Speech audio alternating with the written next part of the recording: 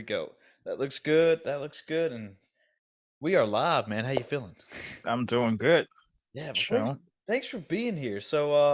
I know you're the author of Cracking the Life Code, and I guess we should start this off. And I know you probably had this question a million times, but what was the motivation behind it? What's the background? How did it happen? And we can just go from there, big dog. Yeah, sure. Well, thank you for having me.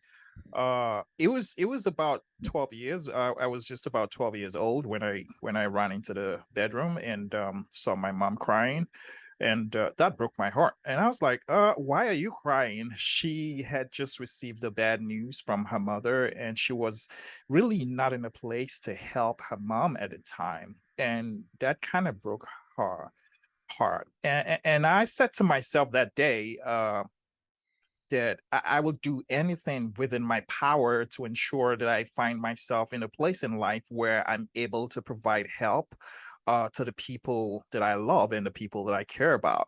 And so from that point on, at the age of 12, I really just began to take life even more seriously. I did realize growing up in Nigeria, in Africa, that there had to be something better or something else for me in life than the experiences that I had as a child. And so I was constantly looking for that thing. I was looking for what was more. I had several moments where I said to myself, there had to be more to life than just what I'm experiencing now. And that's when I began this whole journey of searching and trying to figure out, life in general and just how to navigate life and how to build a more flourishing life for myself. And so that followed me through all the way to college, after college, my choice of career, entrepreneurship, and all of that. And so after over 20 years of this personal development journey and personal growth, I thought I would do myself and the generations yet unborn a great disservice if I don't put all of these lessons and everything that I have experienced through the course of my personal development journey, if I don't condense those into something that I could pass on to the next generation. That's why I decided to write this book, Cracking the Life Code. It's packed with tips and strategies and learnings from my past experiences, and how I've had to navigate the different areas of life, from business to career to relationships to health and wellness. And so that's why really I decided to put it together, essentially because life does not come with a manual. You see, you don't have a child and receive a manual with the child, to say, hey, this is how you're going to navigate life. So we always need a blueprint. We always need something by which we could navigate these very difficult terrains of life. And that's why I put this together. Yeah, dude, I'm loving that story, and that's a lot to take on at 12 years old, or even just to see that and decide, hey, I mean, and realize it's very self-aware that, oh, okay, I don't like how this is going. I want to make a difference. I want to do something. I mean, it shows a lot of maturity in you at that age. That's right. I mean, the thing is, the way I was raised with a lot of responsibility at a very early age.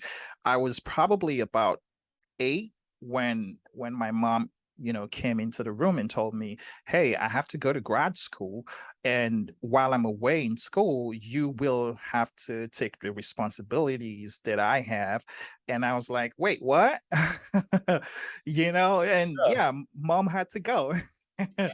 She had to go to school, and I have two younger brothers, and I'm the oldest, so that responsibility fell on me to ensure that we all get up and get ready for school. Dad was there to support and to help through this whole time, but that's where I started. Really, the whole journey for me started when they just placed this huge responsibility on me.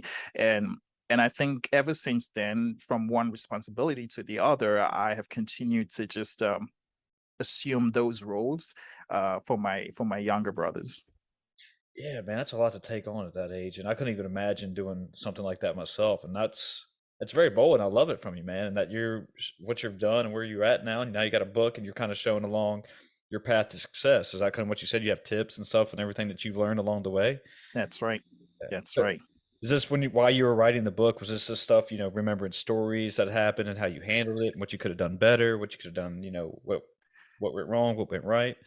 You know what's interesting is the book really centers around mindsets, habits, and behaviors. Okay. And what's more interesting is I did have so many experiences in my life that centered around either mindsets or a certain behavior or a certain habit that could either propel me towards my success or hinder me from moving forward in life.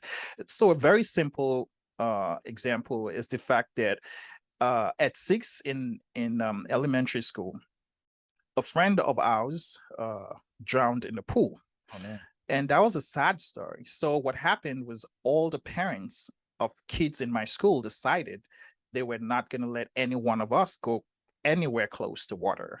So I grew up knowing that or thinking that water was terrible and I Sure. couldn't go anywhere close to water. Now, that is a limiting belief that I carried throughout my life. And as I became an adult, I saw how people, had water sports and how people went on cruises and how, people enjoy, the benefits of water, and that I couldn't just live my entire life thinking that water is bad or just being around water can be dangerous just because of one experience. And that's why I decided to put so many of these stories together because whether or not we like it, as we grow up as kids, we take on so many different signals from the adults in our lives, Sure.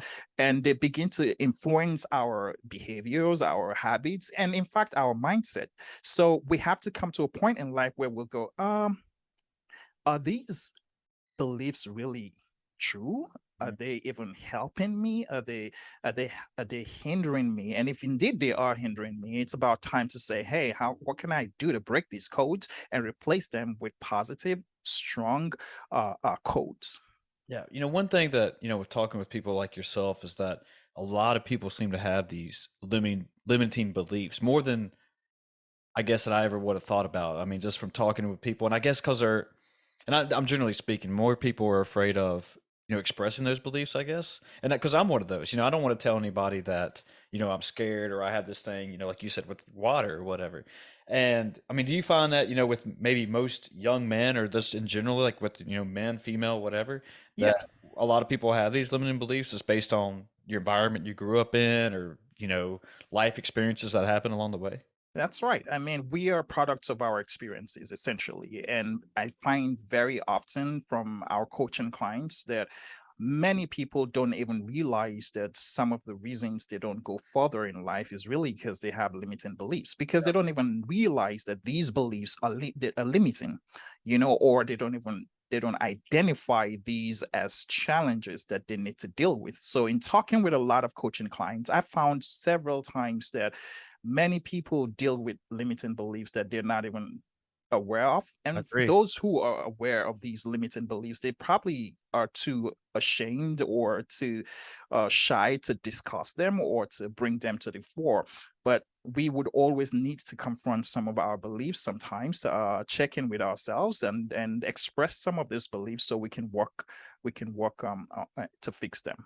Yeah, and that's one thing that being very self-aware, I had no idea what a limiting belief was, until I kind of, I don't know, I guess I read about it or heard it on a podcast or something. It was just me kind of sitting down and reflecting with myself. Oh, that makes perfect sense. Like, why did I never think about X, Y, and Z, and why I never, try to move past it or whatever, and or get out of my own way, so to speak. And it's one of those things that do you feel like you just got to attack whatever you're scared of or whatever you're kind of worried about in a certain way in order to find that success around that wall or obstacle, whatever you want to call it? Yep.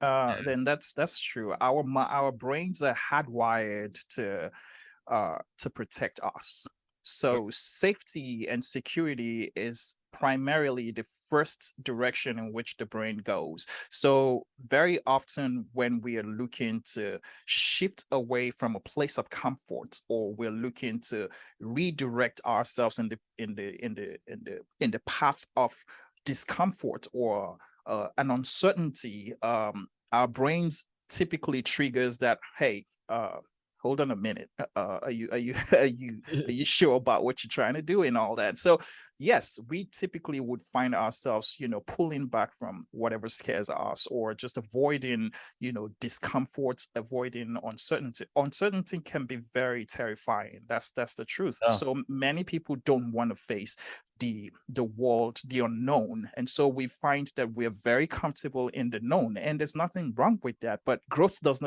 not exist in the known. So agree. we've got to push ourselves beyond those things that hold us back. That's primarily what limiting beliefs really do.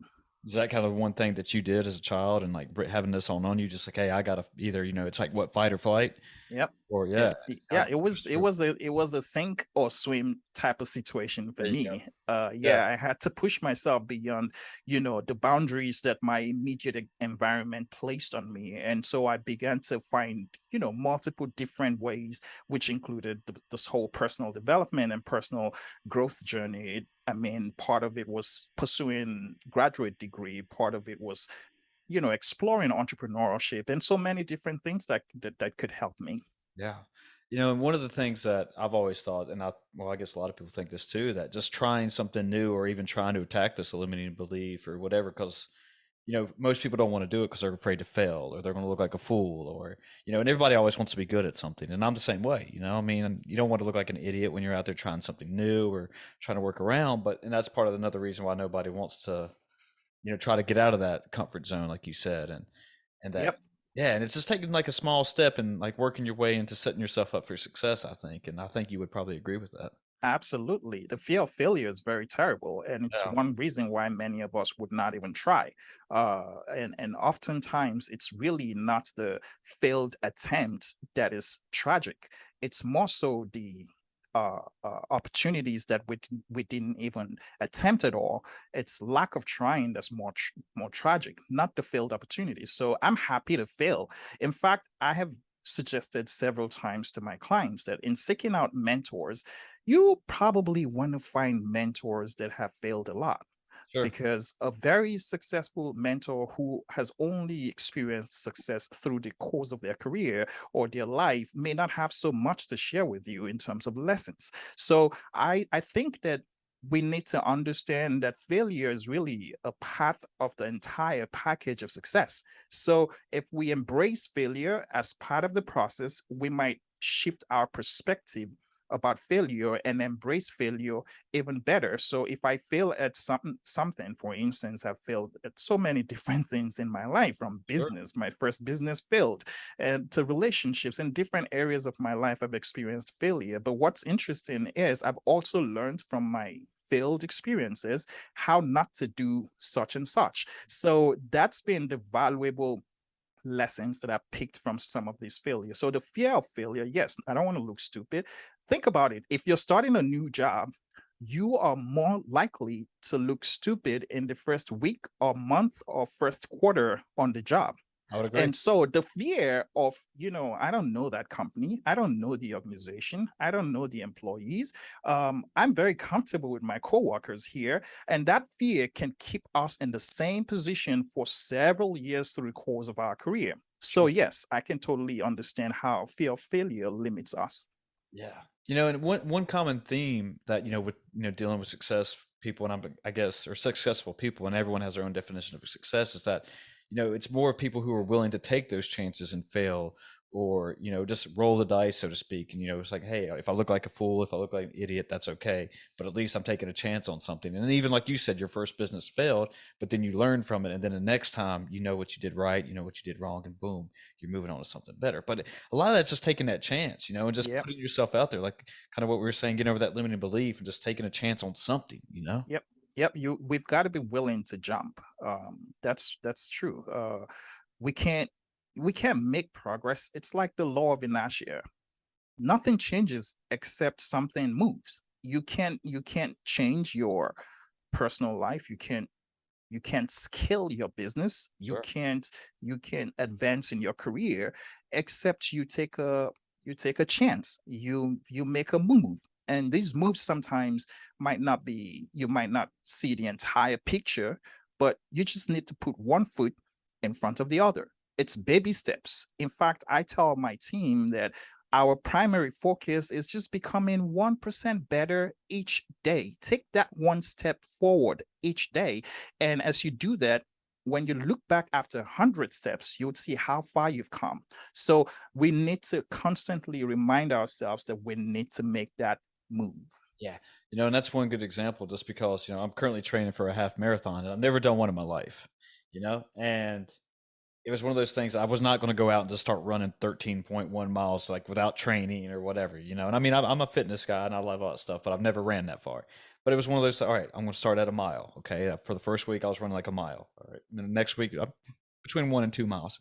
And over time, I was, like today, I ran 6 miles this morning and I just and I'm building up off that. I would never go out there and just, go full thing without research or like learning or let my body adjust or whatever. I'm setting myself up for success and letting my body accommodate. And that's like a lot what a lot of people should do. And I think that's maybe a misconception that they think they have to go completely full blown, and then when they hit a wall, when they hit something that gets in their way, they fail and they're like, oh, okay, I'm just going to go stay back and not even try ever again. Hey, So, you know what's interesting? I'm glad that you brought up this exercise example. I was at a gym the other day, and this guy came to use the bench machine that I had just finished using, with the same weights that was on it. And he had not been in the gym before, but he looked bigger and taller than me, and I assumed that he probably thought, oh well, just by the way I look physically, I should be able to lift this. okay. And his attempt to lift the barbell it was a disastrous one because the bar fell right on him, and that was terrible. I mean, I jumped in to help as much as I can with every other person in the gym, but truth is, we've got to set ourselves up for success one step at a time, one day at a time. We don't arrive at this beautiful destination that we might call success overnight. We have to prepare ourselves and embrace failure along the line, because failure just strengthens us further. And one thing that you mentioned is the fact that if you jump up, you will honestly come back down because it's a jump. Of course. But if you grow up, you stay up. So growth is the key. If you jump up, you'll definitely come back down. But if you grow up, you stay up and you continue to grow. So growth is the key here. And growth happens, incrementally, one step at a time, one day at a time. People who have not experienced growth in an incremental fashion typically encounter failure maybe the very first time. And that's why they are not able to pick themselves back up and continue the journey, because they haven't quite experienced failure. So we've got to train ourselves every day to understand that failure is part of success. And when it comes, we can deal with it and keep it moving. I like that. When you grow up, you stay up. I like that. That's a good. I'm gonna have to remember that for sure. And yeah, and just going off that, I mean, I'm a CrossFit guy, and I've been for the last 8 plus years. And just like to your example, there are a lot of ego-driven people out there, and it's almost a false ego at the same time. And I hope I'm saying that correctly. And then what I mean by it is that when people come into a CrossFit gym, and I'm generally speaking, not every gym or whatever, but they see me doing whatever. I've been training for 8 years. I'm good to go. I compete and all that. So, like you said, somebody who would come in, like, I'm a small guy. I'm like 5'7" on a tall day. 170 pounds. Somebody else, comes in like you were talking about, bigger than you or whatever. Just because I'm doing it, they're like, oh, haven't been in the gym in X amount of years. Oh, I can do it too. And this is where injuries occur, and this is when they get setbacks. And just because, and I get it, you want to do, it's a competitive, it's challenging. Like if somebody's just over there doing what, 2 plates on a bench, you're like, oh, I'm going to try it without ever benching. And this is where failure happens. And it's, and I guess my point is that you got to learn where to leave the ego at the door, I guess, and like, hey, keep a level head. And some people say you can't be successful without an ego, and I guess there's two sides of that story, and I don't know what your thoughts are, but I think it's like, I guess what you just said, you got to get served, a couple humbling experiences now and again, and stay in that way. But these ego-driven people, and it's good in a way, but it's also bad in a way too. So it kind of Yeah. makes sense.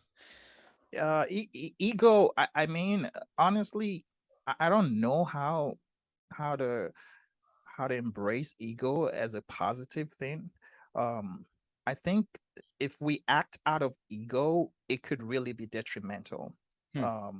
We should act from a place of curiosity. We should act from a place of uh, thirst for knowledge. We should ask for from a we should operate from a place of humility, and then that way we can grow quicker, we can grow faster, and we can grow better.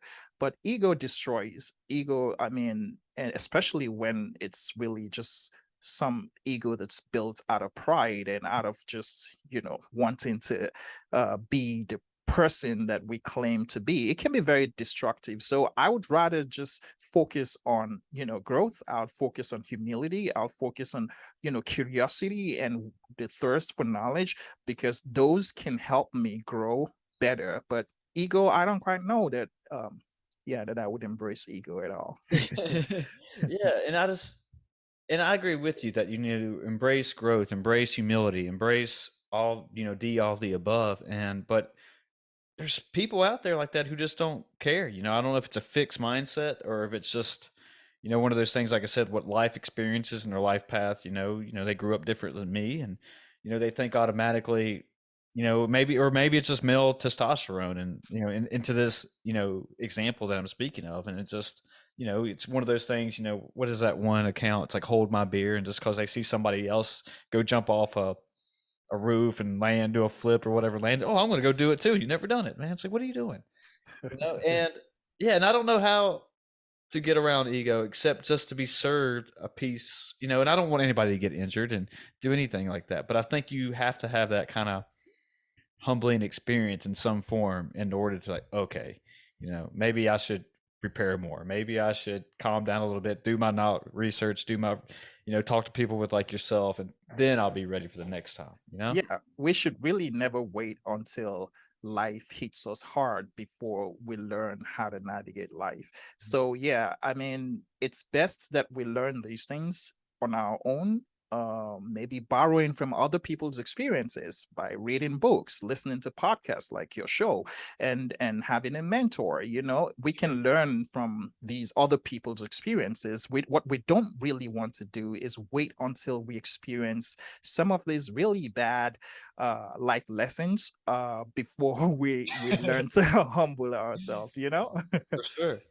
For Yeah. sure. And yeah, I mean, I don't know. I just wanted to reiterate that I just don't know where that comes from. And I hate it. And I don't want people to, go down that bad road or whatever, but in the sense that, I've been humbled along with competitions and stuff but it's also been a motivation thing to me. It's like, where do I need to work harder at now? Where do I need to, you know, take a step back and, learn some more things, or, train a little bit harder. And it's kind of, I've used it as motivation, so to speak.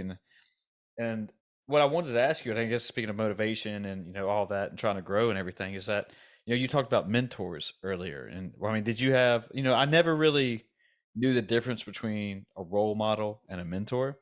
And it was just me having a discussion like this with somebody that was like, oh, okay, now I see the difference. And there was a couple mentors like during college and stuff I think I had, but I was one of those people who, I was like, oh, I know everything. I don't need your help or whatever. And I don't need you to show me along the way. And now I kind of, I definitely regret not, taking their advice or, listen to what they had to say on, a subject. So, I mean, I guess that's my question or next question. Did you have a mentor or even a role model, that somebody you're like, oh, okay, when you had all that come on you at 12 years old, it's like, okay, I like how they're living their life, or I like what they're doing. That's somebody I want to model my life after.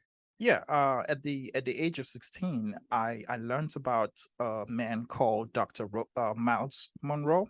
Okay. Dr. Miles Monroe, of late now he's passed, and he to me was a role model at the time. He was someone that had great influence on my life. He was very big on positivity, growth mindsets, and all that. I read a lot of his books. I listened to him. I traveled to conferences, and I finally had the Yeah. opportunity of meeting him in person.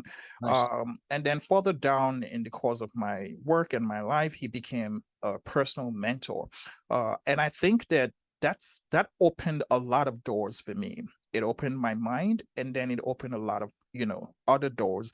For me, every individual who seeks to progress or succeed in life needs mentors in different areas of their life that they're seeking to advance. So mentors really are like, I like to say that mentors are like feelers in the porthole on the highway to success. So imagine the highway to success as one that's filled with potholes. Now, when you have a mentor, they help fill those potholes. They help make your journey smoother and faster. So these are people who, by maybe experience, have been through the path that we are looking to get on, and so they have the benefit of experience. They have the benefits of, so even being having failed in the past, they have the benefit of all the lessons that they have acquired, and so they can bring all of these to us if we're willing to accept some of their directions and their critique and their advice. So yes, everyone does need a mentor. Yeah, I agree 100% with that. And even if you don't have a personal mentor, I mean, if you can find somebody out there, like you said, that person that like, I'm enjoying what their life is like. I enjoy what they say. I enjoy like what they're talking about in books or podcasts or whatever. That yeah, that's a sense that oh, okay, I want to live my life this way. And I think generally most people want to live, be successful. They want to have a balanced life. They want to live a good life and be successful. I don't think nobody ever grows up and goes halfway through school and says, "Man, I hope my life is just complete garbage." Like, yeah, and I think that of course, life has different. I don't know what you want to say, different factors for everybody. Where or you get dealt a shitty hand of cards, but I think it's just a matter of when you get dealt those cards, how do you handle those things, and how do you turn your life, around to get over those obstacles? I guess we've been talking about before, and do you think that you know, people cannot maybe they don't know how to balance their life in order to, they say, okay, I want to go down this road and be super successful, and they take on too much, and then they get off balance, and then that kind of leads down to a negative road for them. I mean, like, how does somebody? I guess that's my question. It's like, how does somebody try to keep balance? Because that's one thing I kind of struggle with sometimes. What's interesting is this takes us back to one of the conversations we've had earlier, which really is starting small Yeah, and taking one day at a time. When we try to juggle, I mean, no human is really a superhuman.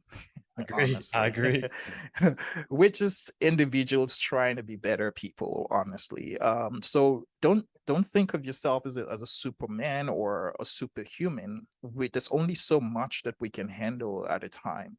And so when we focus on one area of life where we really want to go hard, let's give that a lot of attention and maybe find balance in some other areas of life. So the way I wrote my book, I used this tool called the Wheel of Life. Okay. And the Wheel of Life it just basically looks at different areas of your life. In my case, I looked at health and wellness, career, business, family or relationships, finances. These are key important areas of life. So what the Wheel of Life says or teaches is that you examine these areas of your life, and then you determine which area of your life needs attention, the most attention. And so, how would you do this? You could do a rating. In my book, I shared what I called realistic self assessment as a way of doing this, where you ask yourself three critical questions and you rate yourself on the scale of 0 to 10 to see how you're doing. Sure. In relationship, health and wellness, family, whatever. And then you can determine what area of your life needs the most attention, and you can focus on that one area at a time. Again, one step at a time, one day at a time. That way, we can very easily navigate that area of life until we get to a point where we feel that we're very comfortable where we are in that area of life. Then we can pick another area of life. It's like changing habits. Again, I did say that when you're trying to change so many habits at the same time, you end up not changing any. Sure.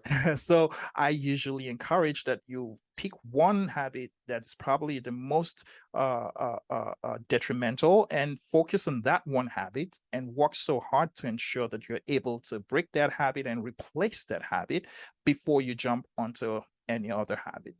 Yeah, and I love that point, like how you rated on a 0 to 10, like if it's a good area or bad, or how good well in that certain area of your life is doing. And Matthew McConaughey, the actor, he has something along like one of those philosophies where he looks at it as like a bank account, like, okay, how's my relationships doing? Am I in a red or am I actually in the green here? And I am, ever since hearing that and just you actually putting it on a scale of 1 to 10, like stuff like that makes perfect sense to me when, I sit down and, when I'm doing when I'm doing my runs now, I'm by myself, obviously, or my workouts, I'm usually by myself. And that it's like those thoughts come in my head for whatever reason. I don't know. I think it's where how I try to because I work out really hard, and so it's one of those things that where I guess my mind goes just to like, all right, start thinking about things and how life is, and it's kind of de-stressor for me as well. But it's like, all right, yeah, if I talk to my friends in a while, how's that going? Have I checked on mom lately? Is she good?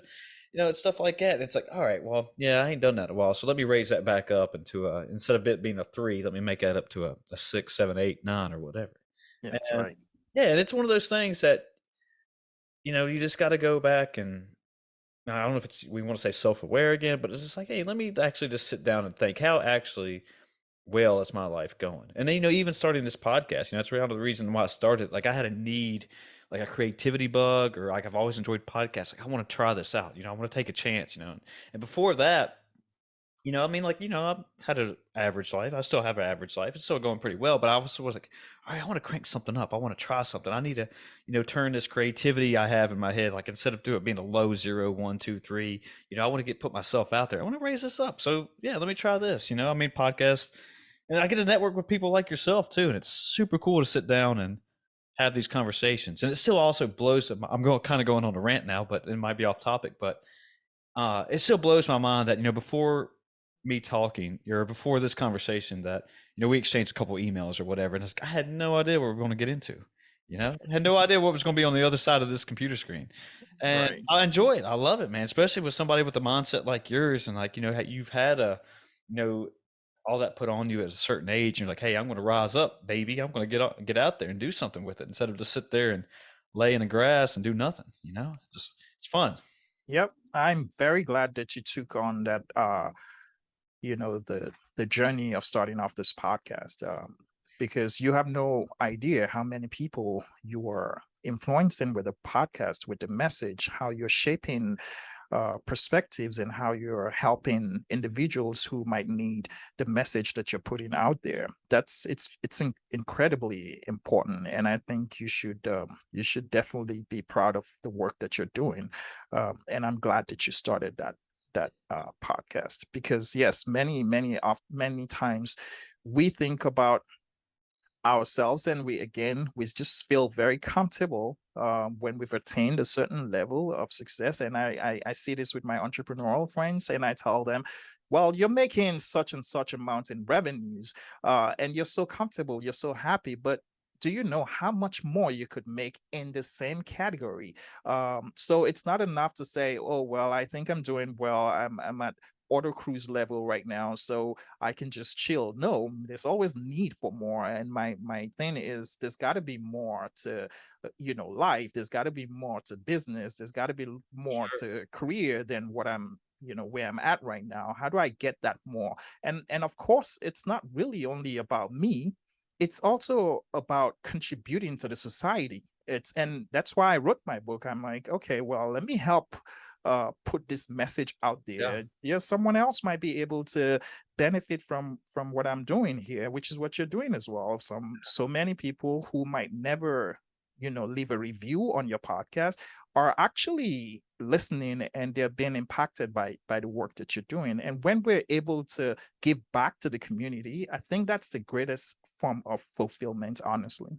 Yeah, no, I agree 100%. And one of my favorite quotes is that most men live lives of quiet desperation. And that's kind of what I felt like I was doing up until the pandemic. Is that, like, is this really where, I planned on where I wanted my life to be? It's like I don't want to say I got stuck in a rut, but it was one of those things, okay, I got a job, didn't really ask questions, just kept going down the road, moving along, and all of a sudden 10 years is gone. It's like, wow, what happened? Time waits for nobody. And it's like, okay, that was part of the other reason. Like, I got to do something, man. I mean, I want to try something. I want to, even if it, like it's what we were talking about. I know it was going to suck the first couple times I did it, and I was going to be learning along the way. But that's part of the fun of it. And somebody asked me in a private conversation, like, "Hey, you gonna go back and like delete all your old stuff?" I was like, "No." I mean, yeah, I mean, like that's part of my growth right there. I mean, and like you were saying, like you putting your book out there to inspire people. I want somebody to learn that, and I'm not tooting my own horn or saying I'm a badass or anything like that. I'm just saying that, I've definitely grown from episode one to whatever the episode number this is, and that's what some people like. I want to keep that as motivation. Is that people, if they go back and listen to that, they can be like, "Man, you sucked at the episode." Well, that's fine. I mean, I Yeah, get it. I yeah, planned on it, yeah, but yeah, that's part. Yeah, and I want to leave that out there. It's like, hey, like we were saying earlier, like, hey, try it. Who cares? If you want to do something, you know, go out there and just do it. It doesn't matter how it is or whatever, but you got to do something. And it's, for example, it's going back on the fitness kind of exercise kind of thing. It's, I always hear that like, hey, what do you eat? What's your diet like? And I tell them, and I tell them what I do, but and I'm a believer of, one diet doesn't fit all. But like, okay, well, I'll start Monday. It's like, no, well, I mean, start today. Even do something small. You don't have to go full blown, like we were saying. But it's like, no, don't start, next week, because then it seems like next week turns into I'll start the next Monday. Then no, I didn't do it. I messed up already. I'll start the next Monday. It's like then you never end up doing anything. You know? yeah. Yep. Action is very important. Intention is great, but action is greater.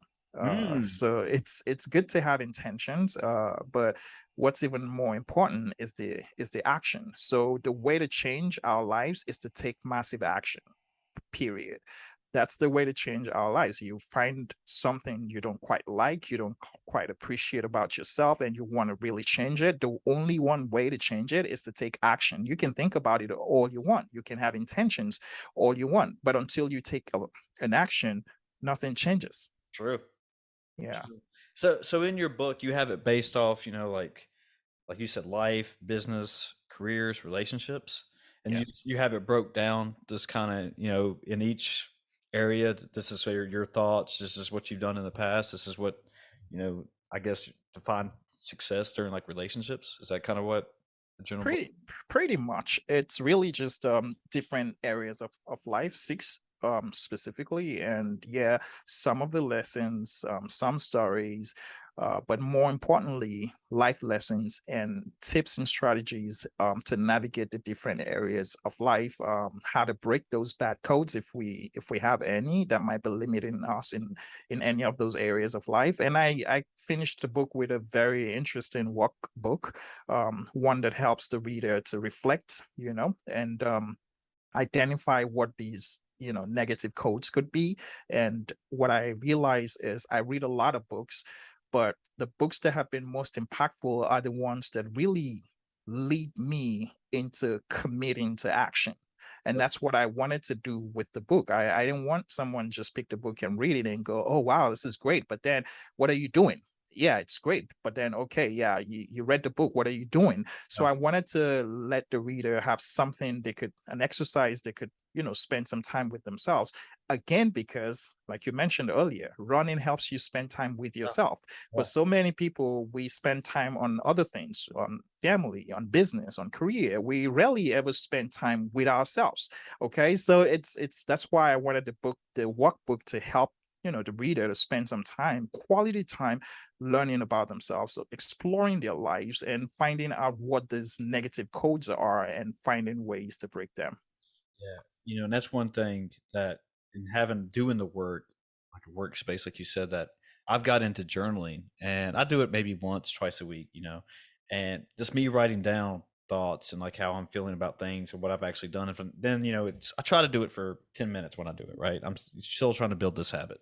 But when I go back and I reread it, it's like, man, I didn't know I wrote that, and it kind of made me feel like, oh, okay, that's really how I guess I was thinking right then. And it's like that makes more sense to me. And ever since doing that, it's, I'm being honest with myself at the same time. And I guess my point is that, most people, I don't know if I don't feel like they're honest with themselves.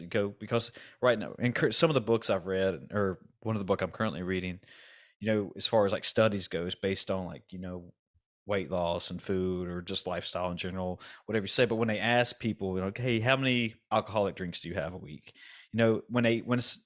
They're asked that, they always say like 1 to 2, because that's what the other person wants to hear. But in reality, they're probably having 5 or 6, plus. And it was just like, well, man, be honest with yourself. if you have a bad habit, it's okay.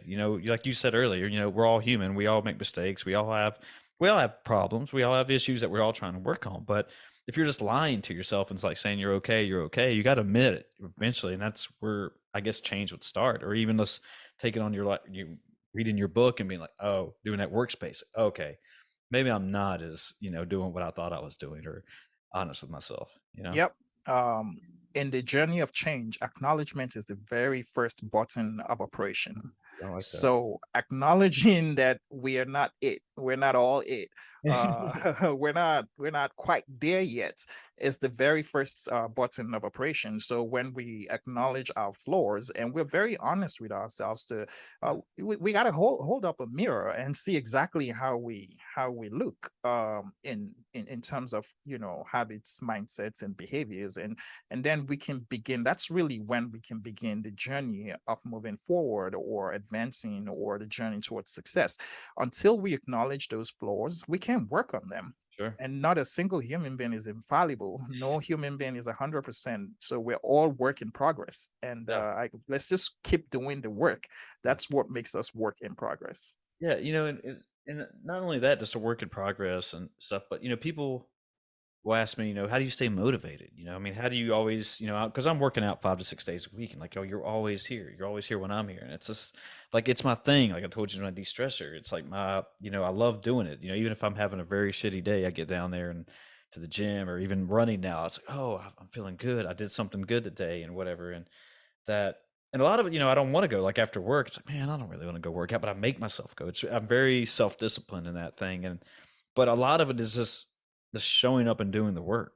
I mean, that's where, in my opinion, you might disagree, but where a lot of success comes is just do the work, Yep. no matter what. I mean, is that how do you stay motivated? I mean, are you just very self-disciplined? I mean, you seem like you've been doing pretty well for yourself. So I mean, I'm a very big believer of routine.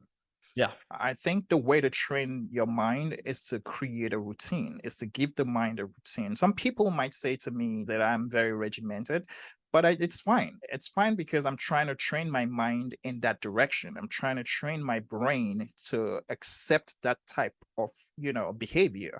yeah, That's why I create a routine. I have a morning routine. I have a workout routine. I have a routine for when I want to brainstorm new ideas. I have, and I once we're able, that's how to shape our mind and influence our brain and code our brains with stimuli that's necessary for us to ultimately stay motivated. So yes, I like to stay motivated by, again, I've realized over time that motivation rarely ever comes externally. We might find, samples of motivation here and there, but true motivation comes from within. So we've got to get up every day and put in the work and show up. Again, what will get you to come up to work every day? What would get you to get in the gym every day? I guess for me is understanding my why. Why am I doing it? uh, Now, so when I'm really weak and I don't feel like I want to get out of bed, I think about why I want to work out, why I'm doing the workout. I think about my health. I think about the fact that I want to live long enough to reap the reward of my hard work. I'm putting in a lot of work, and I want to be here, long enough to enjoy what I'm working hard towards.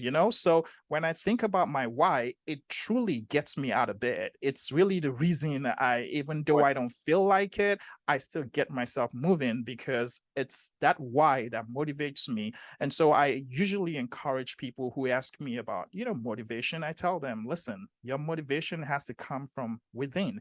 And the way to find your motivation within is to ask yourself, why am I really doing this in the first place? And if you understand clearly how important your why is, you'll get up and you'll show up.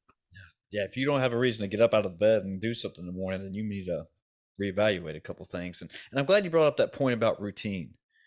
And that's one thing that's helped me a ton is that, I'm the same way because, I have work and I know, okay, at certain amount or X amount of time, I'm going to the gym right here at this time. I'm not going to eat at this time. I'm not going to do it. And I used to think that if you had a routine or like you set a schedule or something, or even like working hard, I thought for some reason that was really uncool. You know, it's like, "Oh, you live your life like that? I mean, why don't you just fly by the seam of your pants?" You know? And I used to, and I don't know. I guess that was a stupid teenage adolescence mindset. I don't know. It's like, oh, you're going to work hard. You're going to do something, whatever, nerd. You know, and and I hate that I used to be that way because like I really underestimated a routine until I put myself into that position and I love it. And if I get off a little bit, that's okay. But I also still know that okay, I'm gonna do X, Y, and Z today. My brain's gonna, or not my brain, but I'm gonna get this done. I'll be at the gym at here. I'll be home by this time. I'll do this podcast at this time, and it really, and going back on work life balance and or just balance, it really, that routine has kept me in that balance, or that set schedule. Yep. And yeah, and like I said, I really, for anybody who doesn't have a routine or a schedule or something, I mean, I've really, what's the word am I looking for? Will really promote you to even try to do it for a week or do it for a day and to see if it benefits you or not. Just because for me, like I'm golden, even like on Saturdays when I'm a little bit more freer, but it's like, okay, I got my 6 miles in. All right, cool. Got that done. I went over, got my workout in at the gym, got that done. And then a friend asked me if I could help them. I was like, yeah, I got an hour or two. I can help you out. Went over there and helped them move a stove. Boom. Not that. Okay. Podcast at 2. Boom. There we are. And like you get shit done, and you feel good afterwards, right? Yep. Like there's your wow. Yeah. A routine is really is the key to productivity. If you really want to be productive, then you can be an enemy to schedule, because you have to time everything out, and follow a very strict schedule. Yes, things might fall off here and there. Just allow some flexibility, but then just ensure that routine you have a routine for whatever it is you're looking to achieve, especially in the beginning when it's not something that you're used to doing. It could be a little chaotic and you might just dump it very quickly. That's why many people show up at the gym the very first week of January every Uh-huh. year. The gym is packed in the first week or two. And then I just keep watching, how the number continues to dwindle from the third week of January to February. And by the time it's June, nobody's in the gym anymore. Yeah. Like, Exactly. but yeah, we need to form a habit of creating routines for success. Yeah, yeah. And if anything comes out of this podcast, I mean, that's one of the great themes right there. Create a theme for success. No matter what you do. I mean, everyone's got their own way of doing things. And just because it worked for person A, it might not work for person B. And I think along my life path, I mean, that's kind of where I've hit a couple potholes. Is that I would look up to a role model or read somebody's book, and it's like, oh, they were doing it this way. I got to do it that way too. And then if it failed or whatever, then it didn't. Then I would get distraught and just think, man, what this can't work for me. But you know, everyone, and I guess that's my point, is that everybody's got their own life path and their own version of success and their own way of doing things. And just because Elon Musk was sleeping on his floor in his factory getting a building going or whatever doesn't mean you have to. I mean, yeah, hard work helps and stuff, but just because you do that, and I think that's one of the, maybe this is my point, this is one of the false representations of entrepreneurship, is that I think there's a false narrative that you have to be working 16, 18 hours a day, no sleep, in order to get things done. And which, yeah, I mean, I believe in hard work, but I also believe quality work too at the same time, and what you're getting done in those 16 or 18 hours. I mean, if you're just sitting there staring at your computer screen, Googling random stuff, then you can't really say you're working, I guess, right? Yep. And yeah, and so that's one of the things that I think need to be more So brought up. Yeah, more out there, is that, hey, just because you said you worked for 20 hours, what did you really get done in those 20 hours, yep. It's more productive is the quality of time and not the length of time. There, right. Yeah, it's more so the quality of time. And yes, the fact that an approach or a strategy or an idea or a routine works for someone else doesn't quite mean that it would work for the next person. I guess understanding what the core principles are and adapting it to our individual situation is what makes the difference. So I do know that this is a core principle, but then how do I adapt this principle to my personal situation? How do I adapt this to my life? Because then the individuals are different, their lives are different, their motivations are different, their whys are different, even though they want to utilize the same approach or the same strategy. Sure. What we need to do is find ways to adapt whatever we're learning from books and podcasts and people's experiences to our own personal situation. Yeah, we've talked about success and personal growth and development, and somewhat on a little bit of work life balance and stuff. But you said part of your book is dealing with relationships too. And I mean, are you talking about like family relationships or finding a partner in life, or what is that dealing on within your book? Well, I just talked about relationships in general, and whether it be romantic relationship or family relationship or business relationship, what I've found is all these relationships require certain things at the most basic level. They Okay. each require trust, they each require communication, they each require honesty, they each require vulnerability. So I just picked this basics that are required for building or fostering stronger relationships. I brought in different examples from family, from friends, from romantic relationships and the likes. And yeah, sometimes relationships fail. They fail maybe because someone dropped the ball, or maybe both of the parties involved dropped the ball, or maybe there's not enough communication or lack of trust, and all of these. So I delve deeper into those key issues of what could be responsible for failed relationships and how we could strengthen these relationships. That's a good point because, I agree with as far as relationships and what you talked about, business, romantic, or whatever, that, a lot of the things in my mind that make a strong relationship are trust and communication. And I mean, how, in your opinion, or I don't know, like, or your thoughts, I guess, whatever you want to say, that, I mean, what are your thoughts on getting that trust or building that trust, especially with somebody who's come from, having trust issues along their life path? Yeah, building trust can be very difficult. Sure. Building trust can take a very long time. Um, so trust is really earned over time. And so consistency is one of the keys to building trust. Showing up the same way every time and doing exactly what you said you will do and being a man of your word and constantly, whether it's rain, sun, or shine, whatever it is, you are there and you're constantly doing the things that you have said that you would do. Over time, naturally that grows. It begins to develop trust, it begins to create some level of comfort with the whoever is involved in the relationship. So I think, although trust is very difficult and to build, and it's very takes a lot of time, but I believe that consistency, constantly doing the right things and constantly showing up in the way that we have, where our words and our actions match, is one way to build trust over a long period of time. Yeah.